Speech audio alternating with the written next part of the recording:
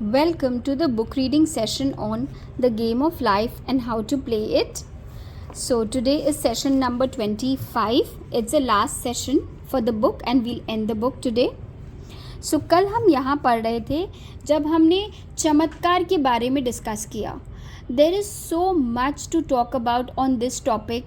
जब लोगों के लाइफ में ऐसे ऐसे चमत्कार हुए हैं कि उन्हें पता है कि अचानक से कोई गहने खोए हुए मिल गए, अचानक से कोई पर्सन की ट्रांसफ़र हो गई, या कोई ऑफिस में कोई एक ऐसा पर्सन आ गया. हमने बहुत सारे स्टोरीज सुने हैं और हम एंड में यही बोलते हैं कि ये तो मिरेकल हो गया, ये तो जादू हो गया, अद्भुत हो गया. ये सब उसी एग्जाम्पल के लिए है कि जब आप टोटल सरेंडर गॉड को करते हो, गॉड चीज़ों को आपके सामने जादुई तरीके से मटीरियलाइज कर सकते हैं. There is tremendous power alone in the name Jesus Christ. हम जो भी फेथ में विश्वास रखते हैं, चाहे वो कृष्णा हो, चाहे वो अल्लाह हो, चाहे वो जीसस हो, हम जिस भी फेथ पर बिलीव करते हैं, हमें बस उसी फेथ, उसी पर इतनी पावर, इतनी उसकी पावर को जिस दिन हम समझ जाएंगे ना, उस दिन हमें रियलाइज़ होगा कि हम तो कुछ भी नहीं हैं. और हम उस इंसान से, उस गॉड से हम क्या थोड़ी सी पावर मांग नहीं सकते? हम उन पे अगर उनके ऊपर फेथ थोड़ा भी दिखा दें, वो हमें 100 एग्जाम्पल दिखाते हैं अपने फेथ का. It stands for truth made manifest. Whatever you ask the Father in my name he will give it to you. ये वापस से बोल रहे हैं कि आप भगवान से वैसे ही डिमांड करो जैसे आप अपने फादर से मांगते हो. हम थोड़ी सोचते हैं कि इनके पास है कि नहीं. हम जब अपने पेरेंट्स से मांगने जाते हैं ना, हम बहुत क्लियर होते हैं अपने फादर के पास जब हम जाते हैं कि मुझे ये चाहिए, इस डेट तक आ जाना चाहिए, या मेरे बर्थडे तक मुझे ये मिल जाना चाहिए. बात ख़त्म. हम उसके बारे में फिर डाउट नहीं करते कि वो आएगा कि नहीं, ये अफोर्ड कर सकते कि नहीं, डू आई डिज़र्व इट और नॉट. ये सब हम कुछ भी नहीं सोचते. हम बहुत क्लियर होते हैं ना जब हमें कुछ चाहिए होता है. हमें एग्जैक्ट सेम बिहेवियर गॉड के साथ करनी है. God, I need this. That is how we have to keep our communication very very clear.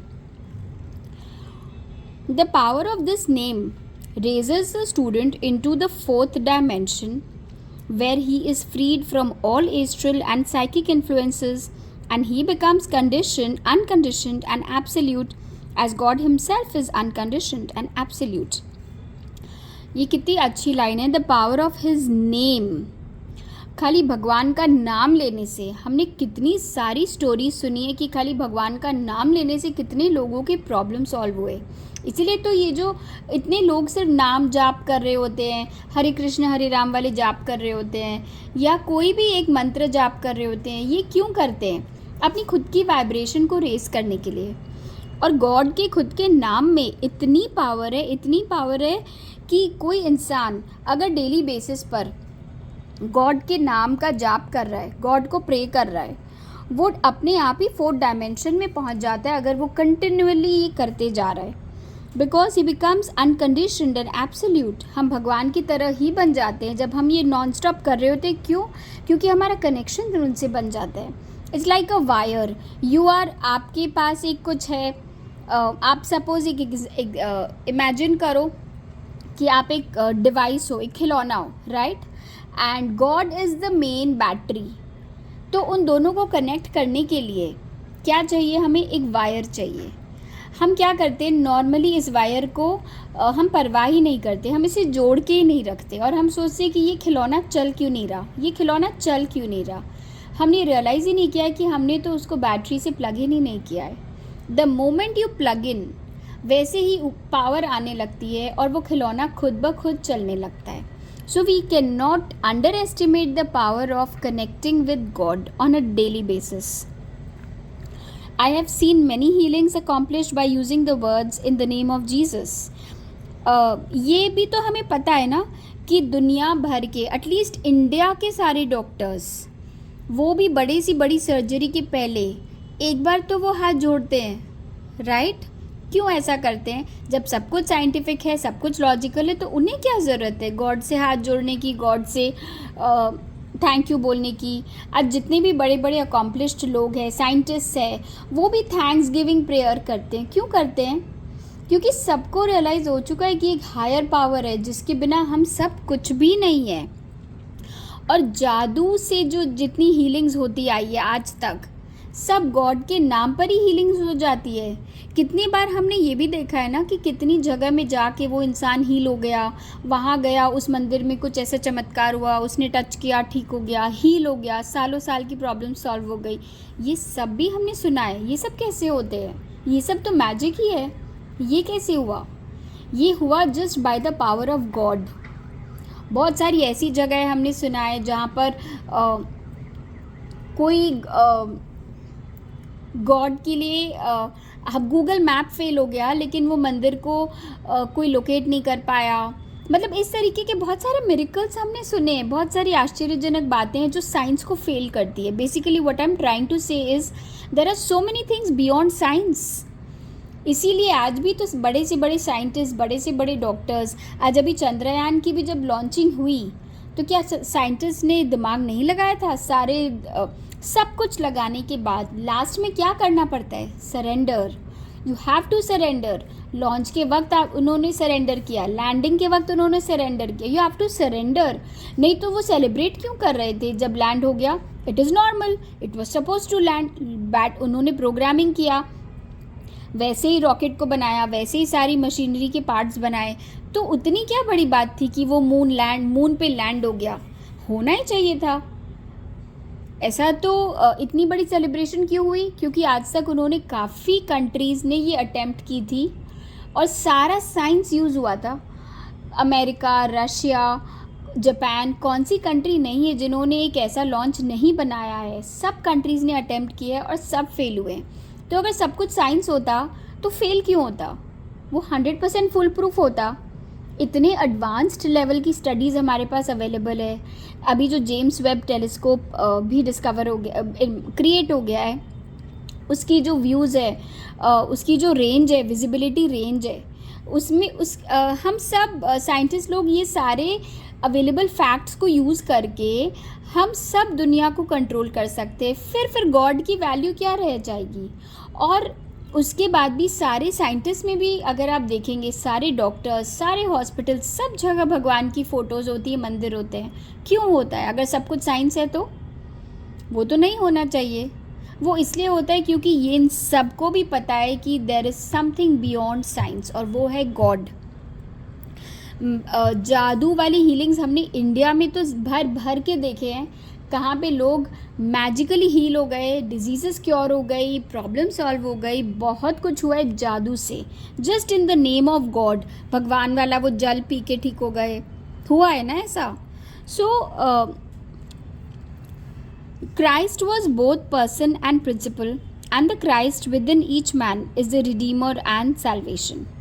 So basically ये हमें सिखा रहे हैं भगवान की पावर, कि भगवान एक पर्सन भी हैं और वो एक कॉन्सेप्ट भी है, वो एक फेथ है कि जिन लोगों को फेथ है उनके साथ कभी कुछ गलत नहीं होता, और जो लोग बहुत लॉजिकल, बहुत प्रैक्टिकल होते हैं उनके साथ कुछ ना कुछ होते रहता है। The Christ within is his own fourth dimensional self, the man made in God's image and likeness. ये क्रिश्चियनिटी की एक बहुत इम्पॉर्टेंट सेइंग है, that and we also have heard it, God made man in his own image. ये हमने magic book में भी पढ़ी है, ये हम यहाँ भी पढ़ रहे हैं कि गॉड ने जब इंसान को क्रिएट किया, उन्होंने एग्जैक्टली अपना ही रूप क्रिएट किया है, बस हम उनके मिनिएचर वर्जन्स है। अब ये हमारे ऊपर डिपेंडेंट है कि हम अपनी कौन सी क्वालिटीज़ को ज़्यादा स्ट्रॉन्ग बनाते हैं, हम अपनी गॉड से कनेक्शन को कैसी रखते हैं। अब जो लोगों ने अपने गॉड के कनेक्शन को पूरा ब्रेक कर दिया है और अपने अंदर की गलत वाली क्वालिटीज़ को नर्चर करके उनको स्ट्रॉन्ग बना दिया है, तो उनके लिए ये दुनिया अलग ही है। और जो लोग डेली गॉड से कनेक्ट कर रहे हैं उनके लाइफ में कितने भर भर के मिरेकल्स होते हैं। जिन्होंने अपने राइट क्वालिटीज़ को एक्टिवेट कर रखा है उनकी लाइफ कितनी ब्यूटीफुल होती है। हमें अब क्या करना है? हमें वही करना है जो हमें चाहिए। हम जब रियलाइज़ कर चुके हैं गॉड की पावर को, तो क्या हमें उनसे कनेक्शन बनाने में should there be any kind of a delay? हमारी एवरी मॉर्निंग की एक स्पिरिचुअल आवर जो होती है, उस आवर में हमें गॉड से कनेक्शन को इतना स्ट्रॉन्ग बना लेना है कि हम अपनी लाइफ में जो कुछ भी चाहते हैं उससे related messages, information non stop हमारे पास डाउनलोड होती रहेगी। हमारे चारों तरफ गॉड का एक प्रोटेक्शन सर्कल बन जाएगा। This is the self which has never failed, never known sickness or sorrow, was never born and has never died। तो ये जो हम बार बार आत्मा के बारे में बात करते हैं, सोल के लेवल पे ये जो बात करते हैं, व्हाट इज़ अ सोल? हम सब क्या हैं? हम सब we are just human beings, but which is mortal, which is temporary, but the soul is eternal. हमारा शरीर मरता है, हमारी आत्मा कभी नहीं मरती। एक ही सोल, एक ही अपने लाइफ टाइम में कम से कम 100, 200, 1000 बॉडीज़ भी एक ही सोल बदलता रहता है। हर बॉडी में उसकी अलग एक एक्सपीरियंस होती है। उस बॉडी में उसने कुछ सीखा, कुछ क्वालिटीज़ अपने अंदर डेवलप किए, कुछ बुराइयां भी सीख ली, फिर वो जन्म लेता है, नेक्स्ट जन्म लेता है। तो ये जो non stop cycle of birth and rebirth है, ये तो एक बॉडी एक्सपीरियंस करती है। सोल क्या एक्सपीरियंस करता है? सोल कुछ भी एक्सपीरियंस नहीं करता, because soul is one with God. Soul is a different entity and a body is a different entity. हम अगर अपने आप को, अपनी बॉडी को समझ रहे हैं कि ये मैं हूँ, ये मैं नहीं हूँ, ये तो सिर्फ एक बॉडी है जो इस लाइफ टाइम के लिए मुझे मिली है, कुछ ही वर्षों के लिए मिली है। उसके बाद I will take another body, it can be a male, female, India, abroad, anywhere, but body is different and soul is different. और जो इंसान अपने आप को सोल की तरह आइडेंटिफाई कर लेता है कि मैं एक सोल हूँ, I am not this body, I am not this emotion, I am a soul. जब आप सोल लेवल पर अपने आप को आइडेंटिफाई कर लोगे, you will never see failure, you will never see sorrow, you will never see sickness, क्योंकि ये सब कुछ होता है बॉडी के साथ, सोल के साथ नहीं। It is a resurrection and the life of each man. No man comes to the Father save by the Son, means that God the universal working on the place of the particular becomes the Christ in man, and the Holy Ghost means God in action. So daily man is manifesting the Trinity of Father, Son and the Holy Ghost. Let us skip this. Man should make an art of thinking.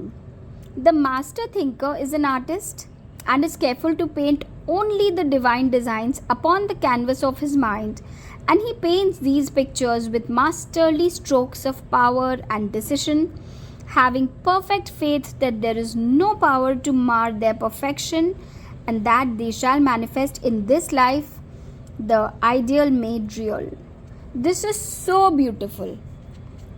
Man should make an art of thinking, मतलब अपनी सोचने की शक्ति को हमें इतना beautiful बनाना है कि हम क्या सोच रहे हैं उस पर हमें कॉन्स्टेंटली वर्क करना है। If we are thinking wrong, we are manifesting wrong. If we are thinking right, we are manifesting right. तो हमें क्या करना है? हमें मास्टर थिंकर बनना है। हमें थिंकिंग पे मास्टरी करनी है कि हमारे थॉट प्रोसेस राइट हो जाए। जब हमारी थॉट प्रोसेस मास्टरी हो जाएगी, थॉट्स राइट हो जाएंगे, तो हम क्या बन जाएंगे? आप एक मास्टर थिंकर को एक आर्टिस्ट की तरह सोचिए, और उसके माइंड में आप ये सोचिए एक खाली प्लेन वाइट कैनवस है। अब उस पर वो क्या पेंट कर रहा है उसके ऊपर डिपेंडेंट है, और कितनी कॉन्फिडेंस के साथ पेंट कर रहा है उस पर डिपेंडेंट है। ही पेंट्स, उसको जो चाहिए, masterly strokes of power and decision. इंसान को क्या लेना है? इंसान को एक स्ट्रॉन्ग विल पावर चाहिए और डिसीजन मेकिंग की शक्ति चाहिए। हमारे पास हर समय येस और नो, दो ऑप्शन हमेशा सामने रहता है, दो रास्ता हमेशा दिख रहा होता है। हम क्या चूज़ कर रहे हैं वो तो हमारे ऊपर डिपेंडेंट है।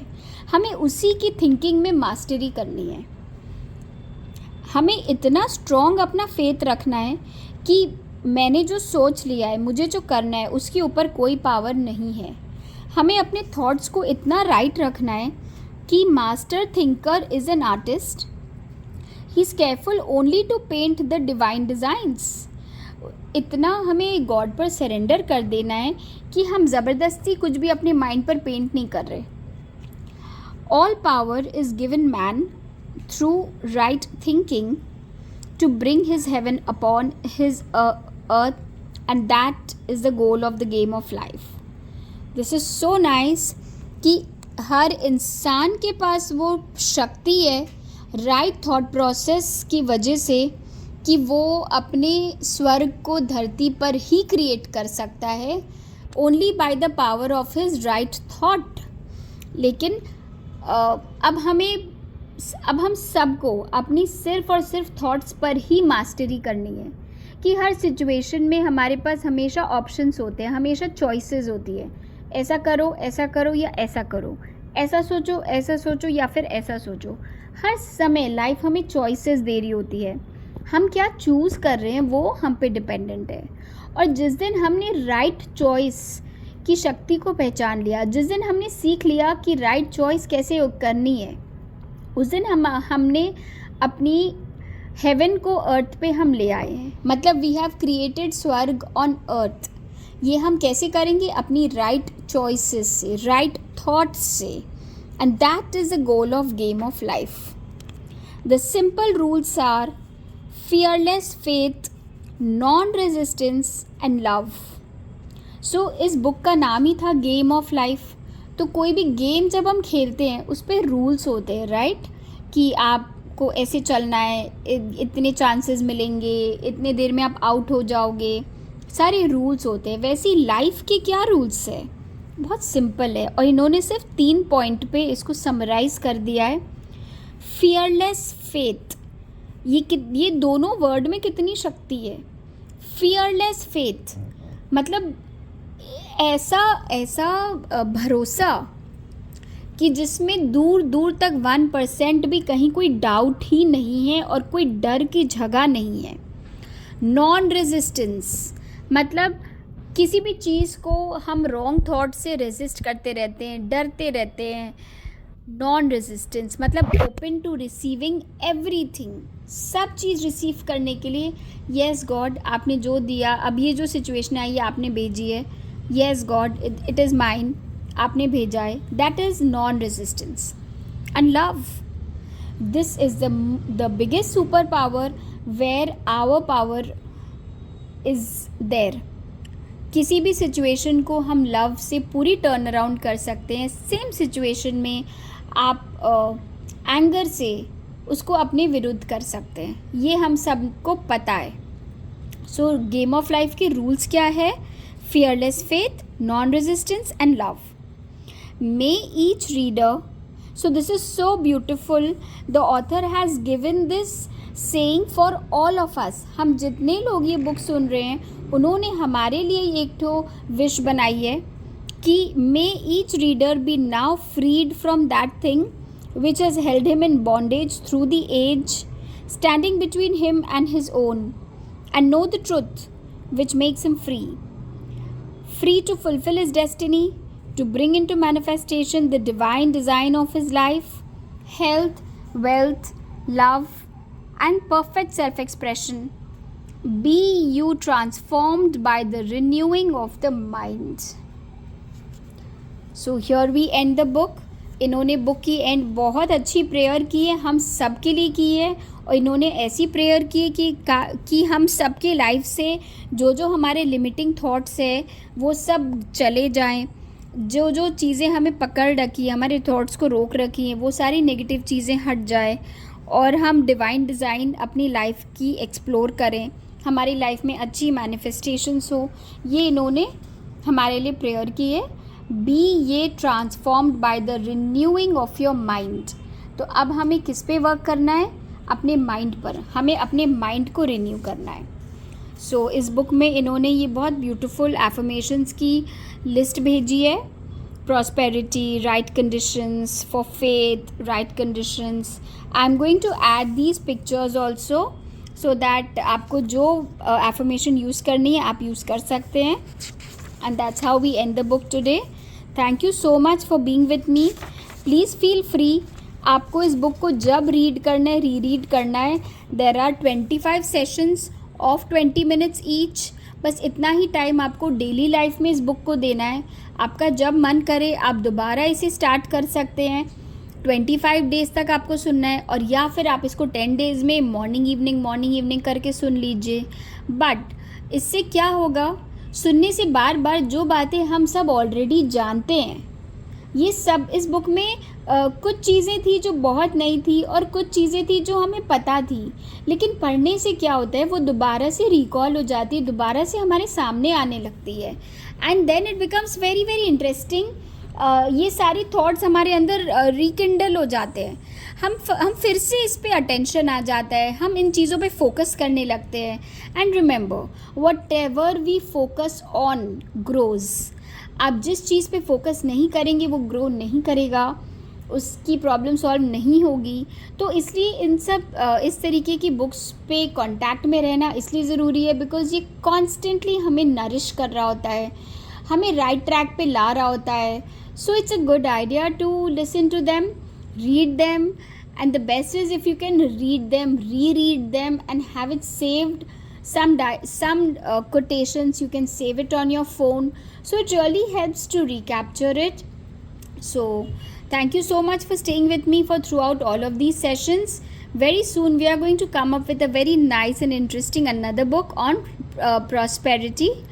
So thank you so much.